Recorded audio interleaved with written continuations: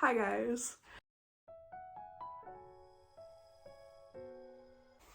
2022 has hands down been one of the craziest years I have ever experienced, and it's been tough, but I'm extremely grateful for all of the crazy experiences I've had this year. I have with me my journal, and let's look back through what 2022 has been up to. For you to fully understand what 2022 has been to me, we need to start in August of 2021. So this journal is going to start with 2021. That's when I began this journal, and it also marked a very interesting period of time for me. So in August, I became suddenly ill with autoimmune encephalitis. And I haven't talked about it on this channel very much, but I was hospitalized for over 100 days. And during that time, I was pretty out of it, to say the least. And I was forced to withdraw from school, and it was a pretty scary time for everyone involved. So this Bible verse ended up being extra relevant to what this year looked like for me. You can see I had some goals for the latter half of 2021, and I was actually able to knock out a couple of them, but definitely not all that I hope to achieve. But I do really love this color palette and the layout overall. So yeah, you can see new beginnings, and what a new beginning it was. Also, thank you guys. Look how much we've grown, that's amazing. So I haven't done this journal wrap up yet, but I really do love the bubble letters, so props to me for that one. And again, the color palette is so cute, we're gonna have to bring that back. So yes, 2021, so much potential, and it definitely did get busy. And then we've reached the period right before I got sick. About this time, bam, I had to go to the hospital. And so now we have reached 2022. I was discharged in December, and so this entire year has been rest and recovery.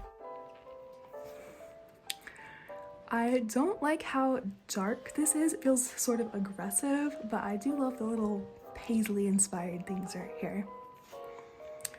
Again, some goals for 2022. I'm going to have to look over and see how much of those I was able to accomplish. I do kind of like how dimensional this is. I've got to get back into using some more washi tape. Next, we have a reading log that I did not keep up with. This is how much I read in January, so I kind of sold myself short with how much room there was.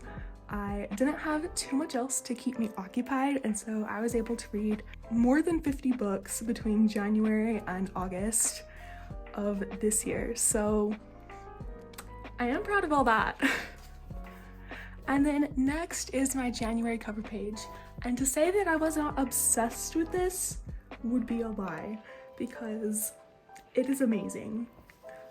I love the color palette, I love the collage sort of thing, I love the font, I love everything about it, and that's the sort of energy that I want to bring into this January of 2023. And again, habit trackers, not sure what happened right here, but we started the new year off right, and an unfinished playlist that does still look super cute. The potential of January gets me, and I think it's important to try to keep what makes you inspired in January and restart in February. So we're gonna keep that in mind. This is the first weekly of the year. I can see what I was going for. I'm not sure if I quite hit that mark, but still fun. And then January goals. Like I was saying, January really is an ambitious month, and looking over this, it looks like I still do most of these things, so I am proud of myself for that one. This weekly I'm liking a lot more than the first one, especially these little swoops for the weekly headings. They look very nice. And this one's even more simple. I think you can see me sort of simplifying as the month goes on, and I like that. This one might be a little too much, but you can see I didn't really use it. And then here we are in February, still loving the sort of collagey vibes, and I love her little face because that is kind of what February feels like to me. February goals that never got filled out, but I do love the stickers. And a habit tracker, that's very interesting. Half finished weekly. Again, I really love the stickers and the washi tape, and I'm going to have to bring that back this year. The fonts are a vibe, but I'm not too sure about this big empty space. I love this part right here. And the little fruit is cute too. And then here is March. March is actually a recreation of a previous spread that I did, and I do think I improved, so that was fun. I think it managed to balance the darkness while still feeling kind of spacey, and so I'm proud of myself for that.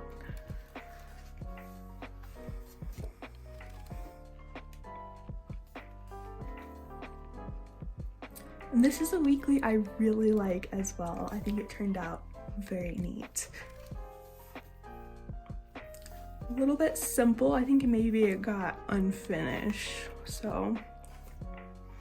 And here we have an April spread.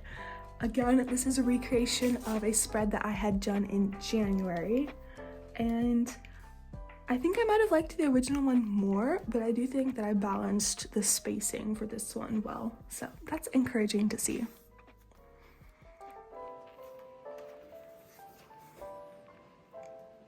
You can see another empty weekly.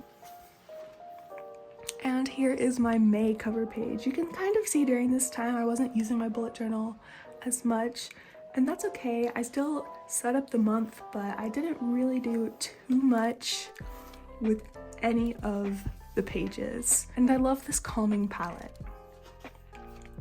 Next was June. I'm not very confident in my ability to draw butterflies, so props to me for trying something new. I do love this page, however, so that is very nice. This next spread I did film a video for, but I never actually posted it, so this is the first time anyone is seeing it. Overall, I think it looks nice. It is probably much too simple for what I like. You can see I was very dedicated to Duolingo, so yeah, remember to keep up your streak, guys. Next is August. I think this perfectly captures the feeling that you get when you go back to school. It almost looks like a back to school ad to me, but in a good way. So I'm very happy with this part of it. This I think is a little wonky, but it's okay.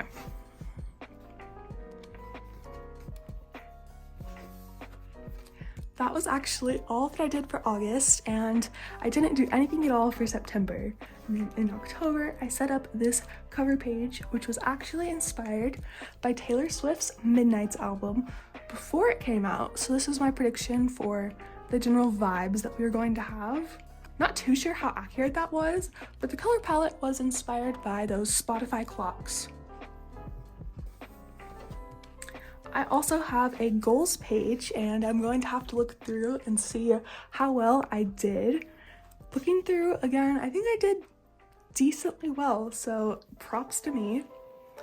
Next is November, and this one was inspired by Bejeweled after Midnights had come out.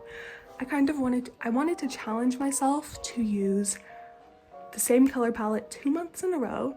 I'm not quite sure I rose to the occasion, but it was a fun spread.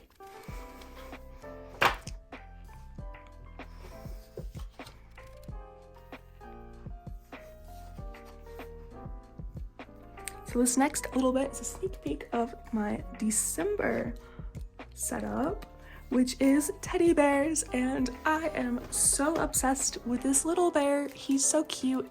It is not captured by him on camera. He's way cuter in real life, and I wish I actually had a little teddy bear like this.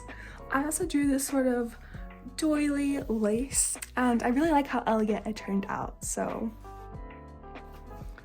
And this is my current weekly spread. It's a little bit chaotic over here, but I do really like this tracker. I've been trying to write more since I missed NaNoWriMo, and I've got about 5,000 words in 5,000 days. So that was my Christmas break challenge to myself. That wraps up 2022, and I'm not going to say goodbye because I really am going to be here for you guys, with you guys, in 2023. It's going to be a big year. I'll be going off to college, wrapping up my senior year. Switch the order of those though. I hope you have the best 2023, and thanks for being part of my 2022.